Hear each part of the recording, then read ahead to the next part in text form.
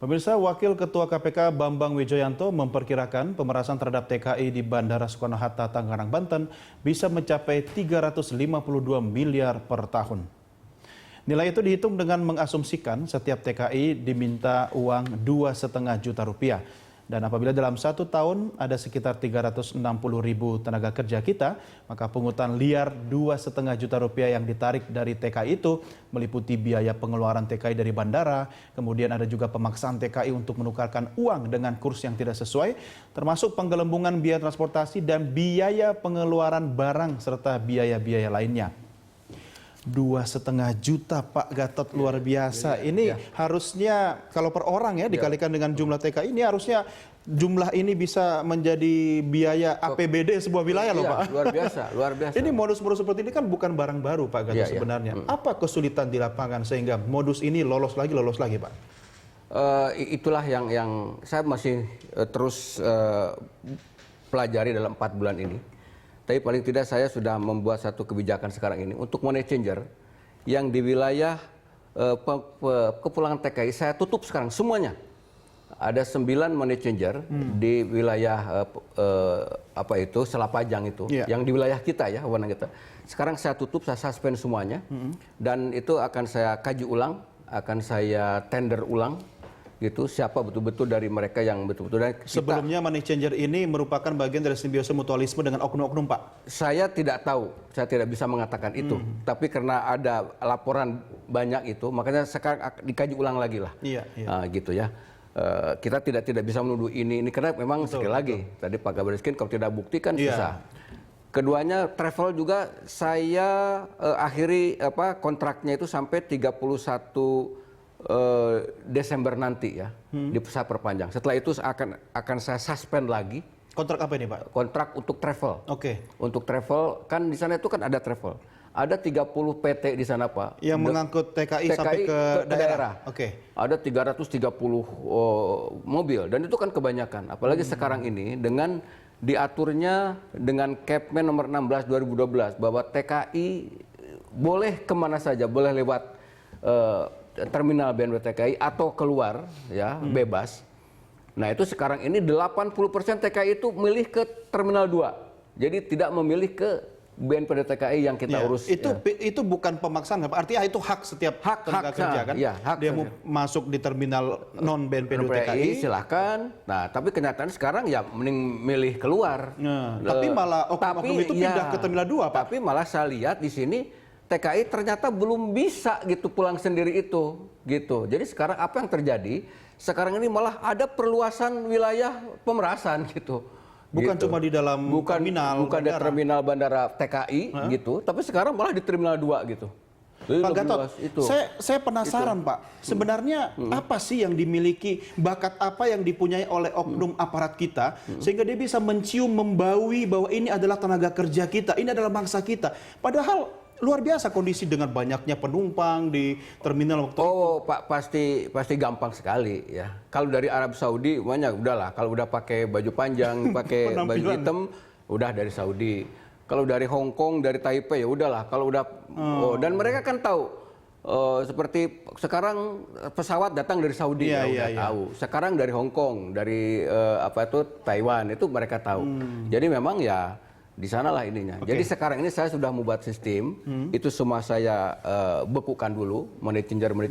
Travel juga saya akan tata lagi, supaya itu nanti betul-betul terurus betul. Dan juga saya akan benar-benar di intern BNP TKI, saya betul-betul strict. Jadi kalau nanti ada staf BNP TKI yang betul-betul terbukti dia satu komplot dengan mafia-mafia itu, maka secara administratif saya tidak akan segan-segan kalau memang itu signifikan akan saya pecat. Dan kalau memang itu signifikan sebagai kriminal saya akan serahkan ke polisi, silahkan dibui saja lah. Gitu. Jadi, saya gitu. 4 bulan pertama agak kejam juga Pak Gatot ya? Saya kira enggak ya. Harus begitu memang Pak ya? Emang harus begitu. Harus begitu. Jadi saya tidak ada pilihan lah gitu. Kan? Sebab modusnya suka bermacam-macam Pak Gatot. Saya yakin Anda lebih paham modusnya, tapi buat pemirsa kita ajak untuk melihat modus apa yang dilakukan biasanya untuk melakukan pemerasan terhadap tenaga kerja kita lewat tayangan grafis berikut ini.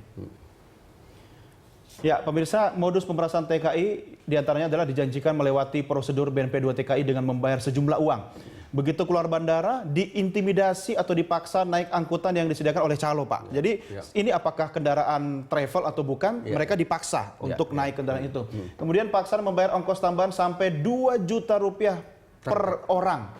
Dan ini biasanya terjadi di dalam perjalanan, Pak. Bayangkan Pak Gatot ketika mereka sudah dalam mobil di jalan, masih jalan, kemudian diperas 2 juta lagi. Ada lagi nih Pak Gatot, para sopir taksi memaksa menukarkan uang di money changer komplotan mereka. Seperti yang Bapak tadi sampaikan. Kemudian sopir taksi memaksa singgah makan di warung komplotan mereka. Luar biasa. Ini kalau pesan bakso ini Pak katanya bisa sampai 50.000 Pak. Mungkin ya. Ini saya jadi pengen buka warung makan dekat situ Pak. Kemudian ditemukan juga porter. Ini porter yang mengutip biaya pengangkutan barang Rp50.000 per kilogram Pak. Bayangkan kalau mereka pulang kampung biasanya minimal bawa barang 10-15 kilo. Bisa dihitung kalau 10 kilo aja sampai 500.000 Pak.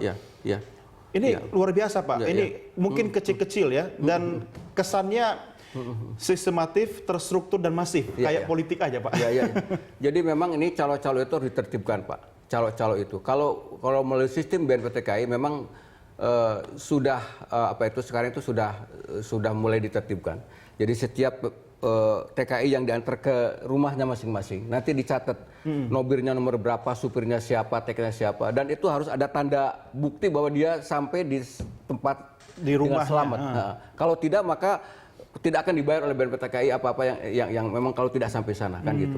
Jadi harus ada tanda terima. Tapi kan persoalannya Pak Gatot ketika tenaga kerja Indonesia itu kembali ke tanah air, mereka banyak yang membawa uang dalam bentuk cash, ya sehingga rentan sekali untuk dilakukan penipuan dalam perjalanan. Apakah tidak ada himbauan Pak untuk? Oke, udah sekarang udah dihimbau, makanya saya minta supaya bank-bank pemerintah ini atau bank siapa saja membuka bank di negara tujuan ya. Di Hong Kong sudah dibuka Bank Mandiri, ada BNI, di Taiwan juga, di Saudi Arabia nanti akan ada bank-bank BNI sudah ada koresponden macam-macam, bisa buka akun di Saudi sudah bisa. Jadi supaya memang dihimbau mereka tidak bawa cash gitu ya. Atau kalau sudah bawa cash di sini di BNI supaya bisa membuka akun di airport. Langsung menyimpan uangnya tuh di airport gitu di sini. Dan katanya bisa gitu kan. Nah itu yang kita himbau. Dan sekarang itu ya itu yang kita lakukan ya. Money changer sekarang kita toto, dan saya minta juga calo-calo di luar itu. Porter itu memang itu salah satu mediasi yang mengantar mereka. Makanya saya udah kirim surat. Mereka ini nyetor ya Pak ya, porter ini ya? Saya tidak tahu nyetor gimana, tapi saya sudah belusukan, pernah menyamar saya ke airport. Bagaimana mereka itu mulai dari belalai itu mereka udah disambut oleh mereka yang berseragam lah, seragam petugas airport lah. Saya nggak tahu apa itu Angkasa Pura, mungkin dari BNPTKI mana itu. Terus dibawa ke porter, oleh porter dibawa, terus dibujuk, terus dioper ke calo-calo di luar. Nah itu porter-porter juga itu harus ditertibkan. Saya sudah nulis surat ke Angkasa Pura, ke Direktur Angkasa Pura, agar porter tuh pakai bandrol deh. Gitu. Jadi sekali dorong keluar itu namanya 25.000. Dan tuh bandrol tuh ditempel di porter itu. Jadi supaya tidak ada lagi seperti 50. Kalau orang mau ngasih lebih itu terserah. Tapi udah ada bandrol dan itu diumumkan di mana-mana kan gitu. Betul. Baik, Pak Gatot, kita break lagi Pak. Kita lanjutkan SMA berikutnya. Pemirsa tetap bersama kami segera kembali sesaat lagi.